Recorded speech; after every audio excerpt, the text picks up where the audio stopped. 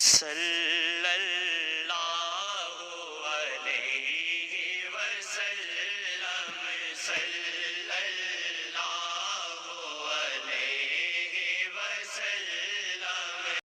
حضرت فضالہ بن عبید رضی اللہ عنہما سے روایت ہے کہ رسول اللہ صلی اللہ علیہ وسلم نے ایک شخص کو دعا مانگتے سنا، نہ اس نے اللہ کی تعریف کی، نہ نبی صلی اللہ علیہ وسلم پر درود بھیجا، تو آپ صلی اللہ علیہ وسلم نے ارشاد فرمایا اس شخص نے جلدی کی۔